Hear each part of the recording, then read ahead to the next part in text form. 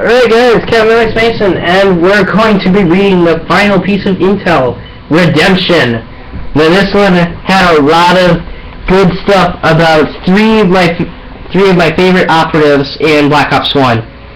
Gregory Weaver, Mason, and Hudson. So we're going to start reading this. Date, October 10th, 1962. To Colonel J.C. King, Chief WHD, Lieutenant General Marshall Carter, DD/CIA. From Ryan Jackson, Chief Analyst. Subject, USN reports of an influx of Soviet spy vessels off the coast of southern U.S. eastern seaboard and the Caribbean Sea. 1. The Office of Naval Intelligence, ONI, has forwarded to the agency their reports on a rise in the number of Soviet spy vessels off the coast of Florida and Georgia, as well as in international waters in the coast in the area of Cuba. In conjunction with the 7th of October 1962 report of increased number of station traffic, it is believed that the Soviets are in the process of establishing a significant military foothold within the nuclear first strike distance of the United States. 2. ONI report can be found enclosed in tab A. 3. Current Soviet strategies in regards to spy vessels consist of disguising their ships as fishing trawlers, commercial freighters, and oceanographic research vessels flying false flags. With the large number of maritime traffic in this region, it is nearly impossible to isolate these spy ships from civilian vessels. ONI stats on tab B.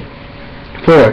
ONI has been in constant contact with U.S. Atlantic Command, but there have only been 2 isolated instances in the past week of overt active surveillance measures on the part of suspected Soviet vessels via active sonar. This is not outside the norm for Soviet surveillance, especially in regards to the gathering of U.S. submarine signatures. It is believed that beyond this, surveillance methods are strictly passive via radio receivers and passive sonar. Background on standard Soviet naval surveillance techniques enclosed in tab C. 5. Recommend immediate relocation of Atlantic Fleet vessels and U-2 surveillance planes to the Caribbean in order to identify and isolate potential Soviet spy ships near U.S. territorial waters. Enclosures. Date, June 10, 1969. To Richard Kane, from Ryan Jackson, Chief Analyst. Subject, NS-1 construction timeline. We have pieced together a loose timeline for the Soviet construction of NS-1 in the Gulf of Mexico. Here is the timeline as we understand. 1961. Dragovich and Castro meet to discuss the logistics of NS construction in the Gulf. Delivery of rigging columns and components via GKM leased freighters. Assembly begins. 1962. NS-1 seafloor construction begins. Columns and load bearing braces are installed over a period of 6 months. We believe they operated a 60-man dive team continuously around the clock for much of that period. They rotated the freighters from the location every 24 to 48 hours to avoid suspicion.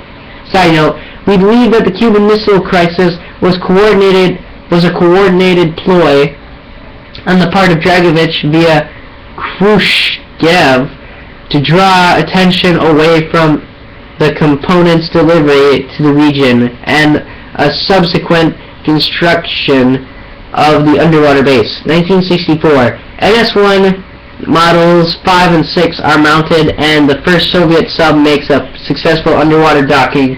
K-129 diesel-electric.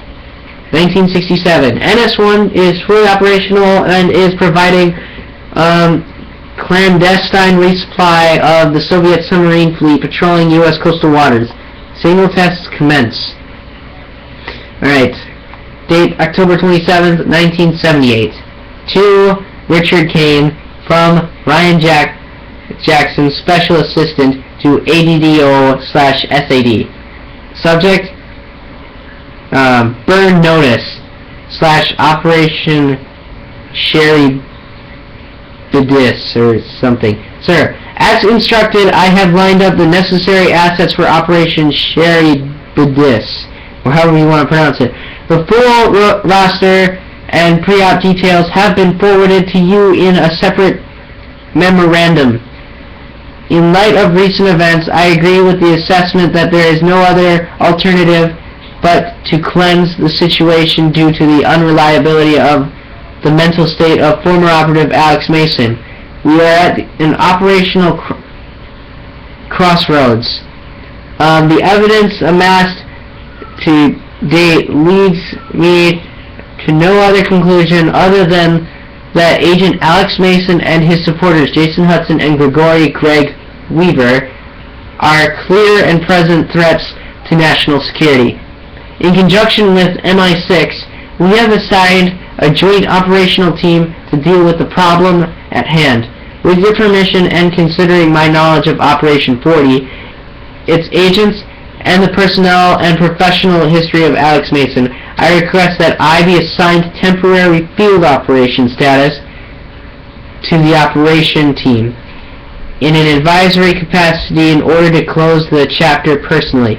SAS assigned to one Jonathan Clark, that one I already knew, as their lead operator. Or it could be Jonathan. It's Jonathan something. I don't know what it is. It's blank.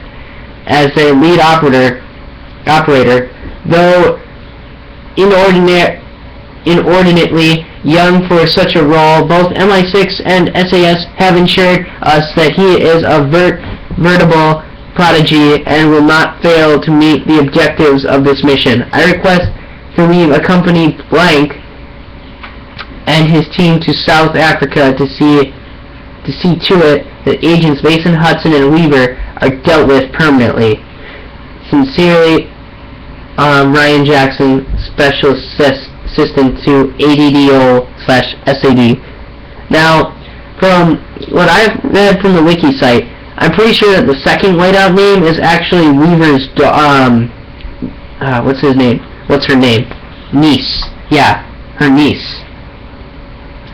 But, South Africa, I'm thinking Angola, so I'm guessing Mason and Hudson have been there for quite a long time if they were avoiding capture in 78. But, that doesn't really explain what happened to Gregory Weaver. Did he die or did he survive? Nobody really knows at this point. That's the last intel piece. I think I'm just going to just start hang on.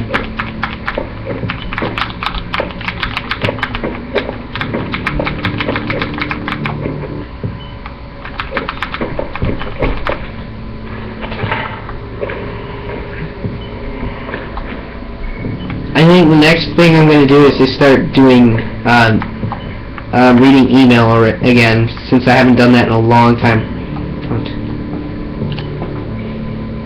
I'll see you guys later.